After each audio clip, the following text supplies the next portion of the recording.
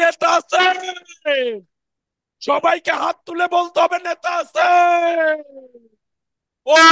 ওই সেই নেতা তারেক রহমান।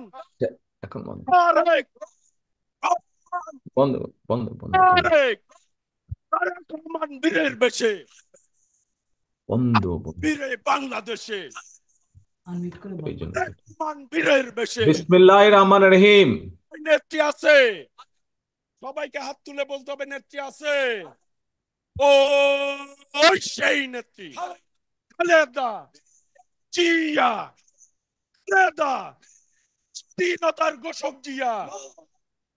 লাও লাও লাও সালাম বাংলাদেশের অপর নাম। বন্ধ করো বন্ধ করো বন্ধ করো বন্ধ করো। স্বাধীনতার অপর নাম। এই বন্ধ করো বন্ধ করো, স্লোগান বন্ধ করো। ভাইরা বক্তব্য রাখছেন প্রধান অতিথি দেশ নায়ক তারেক রহমান। সবাই বসে পড়বেন। সবাই বসে ধৈর্য সহকারে বক্তব্য শুনুন। বিসমিল্লাহির রহমানির রহিম। আসসালামু আলাইকুম। প্রিয় বাংলাদেশ, আজ কারামুক্ত পুরো বাংলাদেশটাকেই বিগত 15 বছর ধরে বন্দি করে ফেলা হয়েছিল। আয়নাঘর মুক্ত আজ আমাদের প্রিয় বাংলাদেশ। বিরোধী মতের মানুষকে আয়নাঘরে আটকে রাখা হতো, আজ উন্মুক্ত হয়েছে গণতন্ত্রের দ্বার। আজ মুক্ত, স্বাধীন প্রিয় বাংলাদেশ। প্রিয় বাংলাদেশের সাহসী ছাত্র জনতাকে বিরচিত অভিনন্দন। প্রিয় দেশবাসী, আপনাদের ঐক্যবদ্ধ আন্দোলনে গণহত্যাকারী হাসিনা দেশ ছেড়ে পালিয়েছে। প্রমাণ হয়েছে আবারও মুক্তিযুদ্ধের বাংলাদেশ কখনো পরাজয় মানে না, মানতে পারে না এবং মানবে না। বাংলাদেশের পক্ষের শক্তি ঐক্যবদ্ধ থাকলে কোনো অপশক্তি বাংলাদেশকে দমিয়ে রাখতে পারবে না ইনশাল্লাহ। 1971 এর মুক্তিযুদ্ধ আর 2024-এর মুক্তিযুদ্ধ, উভয় মুক্তিযুদ্ধেই জনগণের বার্তা একটি। কি সেটি? সেই বার্তা হলো শর্ত দিয়ে স্বাধীনতা হয় না। স্বাধীনতা প্রিয় জনগণ স্বাধীনতা অর্জন কিংবা স্বাধীনতা রক্ষায় কোনো শর্ত মানে না, মানতে রাজি না। গণহত্যাকারী স্বৈরাচারী হাসিনা পালিয়ে যাবার পরে বাংলাদেশ থেকে, প্রিয় বাংলাদেশ থেকে আমি যত মানুষের সাথে কথা বলেছি, প্রতিটি মানুষ অনুভূতি প্রকাশের প্রথম উচ্চারণ ছিল বাংলাদেশ স্বাধীন হয়েছে। স্বাধীন বাংলাদেশ থেকে বলছি।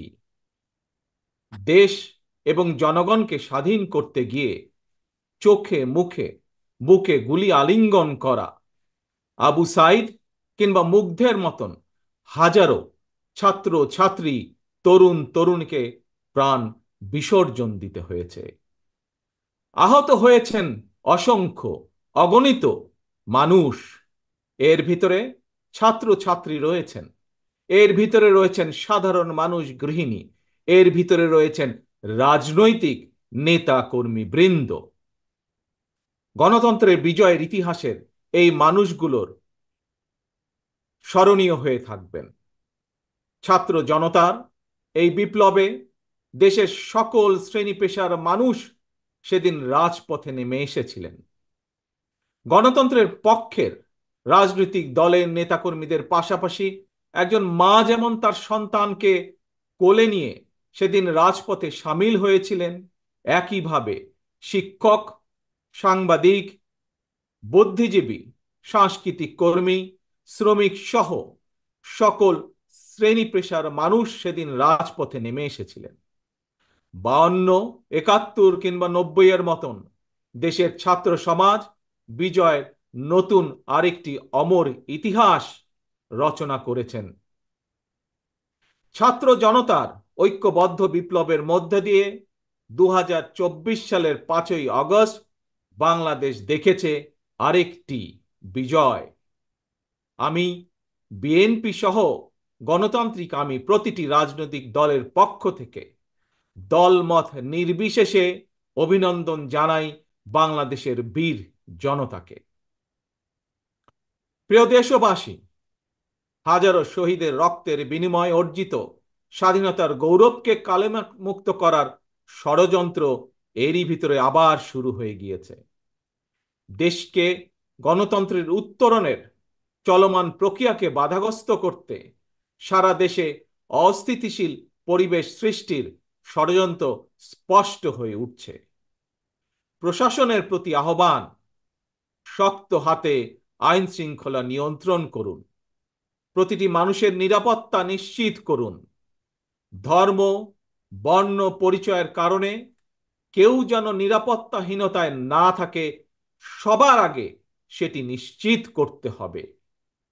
দেশের বর্তমান পরিস্থিতিতে বিএনপি সহ বাংলাদেশের গণতন্ত্রের পক্ষের দলগুলোর দৃষ্টি আকর্ষণ করে বলতে চাই, ষড়যন্ত্রকারীদের এই নৈরাজ্যের কাছে আমরা হার মানতে পারি না।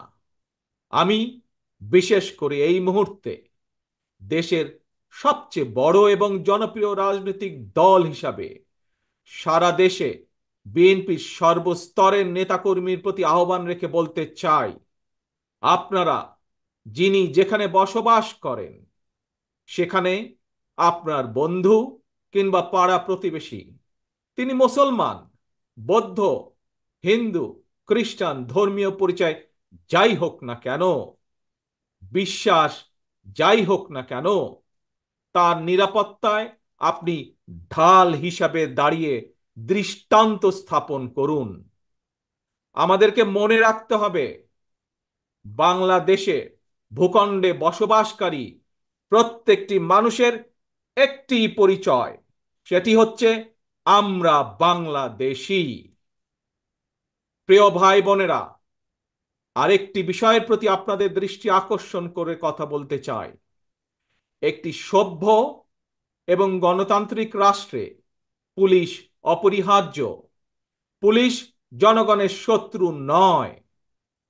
গণহত্যাকারী হাসিনা বিনা ভোটে ক্ষমতায় থাকার জন্য আইন শৃঙ্খলা বাহিনীকে জনগণের শত্রু হিসাবে দাঁড় করিয়েছে। তবে আমি বিশ্বাস করি, বিএনপি বিশ্বাস করে, বাংলাদেশের গণতান্ত্রিক রাজনৈতিক দলগুলো প্রত্যেকে বিশ্বাস করে, পুলিশের ভেতরে একটি চক্র ছাড়া অধিকাংশ পুলিশ কর্মকর্তা এবং সদস্য চাকরিবিধি মেনেই, দেশের আইন কানুন মেনেই দায়িত্ব পালনের চেষ্টা করছেন। হাসিনার পালনের পরে বর্তমানে খুব সুকৌশলে একটি চক্র পুলিশের মনোবল ভেঙে দেওয়ার ষড়যন্ত্রে লিপ্ত হয়েছে। পুলিশকে অকার্যকর করে দেওয়া গেলে দেশকে অস্থিতিশীল করা সহজ। ধর্মীয় সংখ্যালঘু জনগোষ্ঠীর মনে নিরাপত্তাহীনতা সৃষ্টি করা সহজ। অস্থিতিশীলকারীদের আমি হুঁশিয়ার করে দিয়ে বলতে চাই, পুলিশ কিংবা ধর্মীয় সংখ্যালঘু জনগোষ্ঠী আজ থেকে, এই মুহূর্ত থেকে হামলা কিংবা নৈরাজ্য বন্ধ করুন।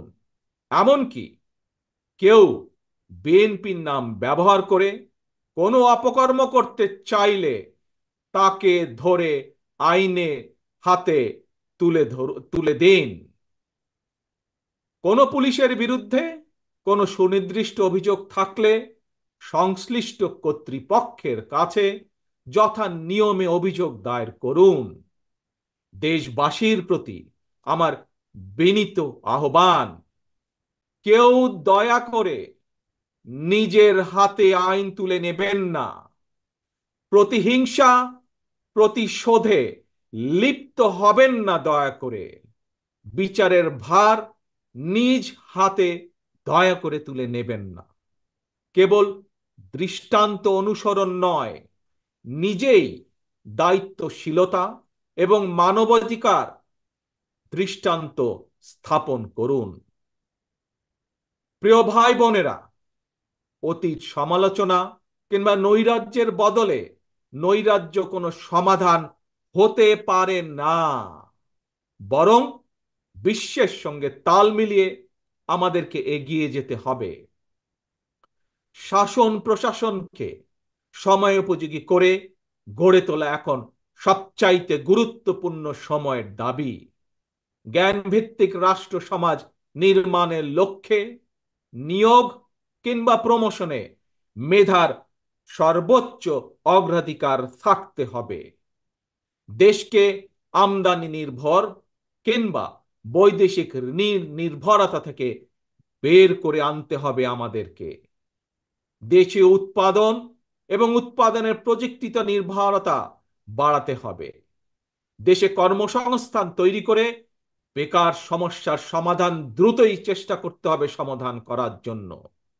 গার্মেন্টস, শ্রম, ঔষধ, আউটসোর্সিং সহ সম্ভাবনায় খাতগুলোকে নিয়ে রফতানির বাজারের আওতা আমাদেরকে যে কোনো মূল্যে বাড়াতে হবে।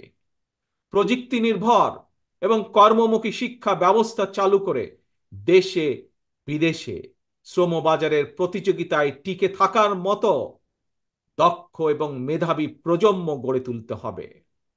স্বাস্থ্য চিকিৎসা ব্যবস্থাকে আধুনিক এবং বাস্তবসম্মত করার লক্ষ্যে প্রাথমিক স্বাস্থ্য সুরক্ষা নীতির উপরে অবশ্যই অবশ্যই গুরুত্ব দিতে হবে। সবার জন্য সুবিচার নিশ্চিত করতে আইনের শাসন নিশ্চিত করা অবশ্যই অবশ্যই প্রয়োজন এবং নিশ্চিত করা হবে।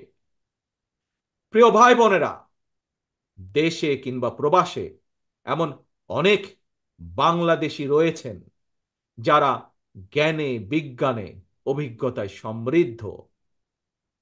প্রচলিত রাজনৈতিক ব্যবস্থায় বিজ্ঞদের এরকম অনেকেই সংশ্লিষ্ট হতে চান না।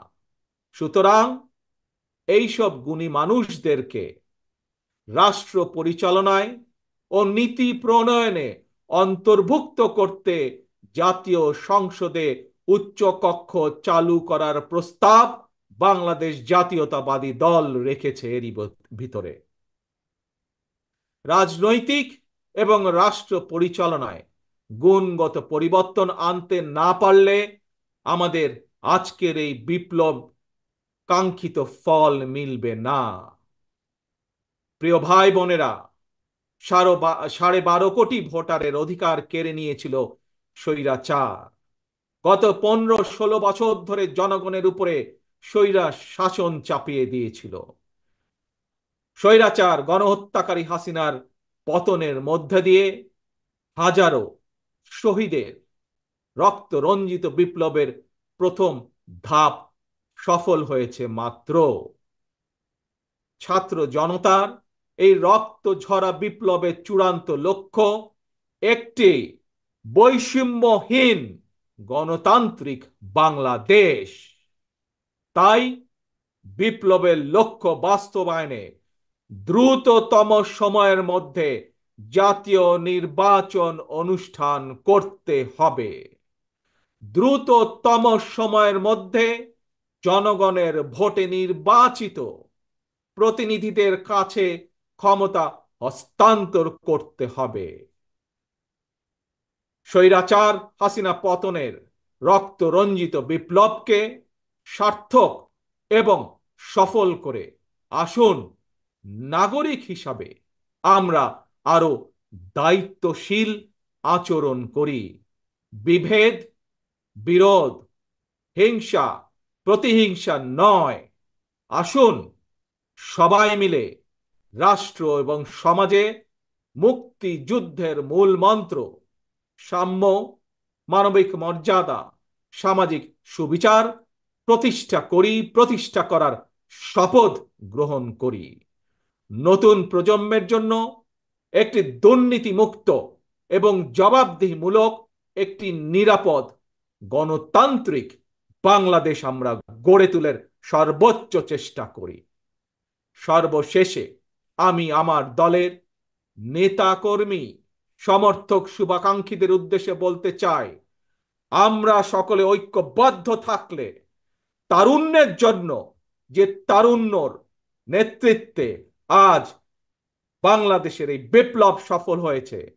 আমরা সকলে ঐক্যবদ্ধ থাকলে আগামী দিনের বাংলাদেশের জন্য, তারুণ্যের জন্য একটি নিরাপদ ভবিষ্যৎ আমরা গড়তে পারবো ইনশাল্লাহ। সবাই যার যার এলাকায় জনগণের সঙ্গে থাকবেন, জনগণকে সঙ্গে রাখবেন, কারণ জনগণই বিএনপির সকল ক্ষমতার উৎস। আল্লাহ হাফেজ। বাংলাদেশ জিন্দাবাদ। বাংলাদেশ জাতীয়তাবাদী দল জিন্দাবাদ।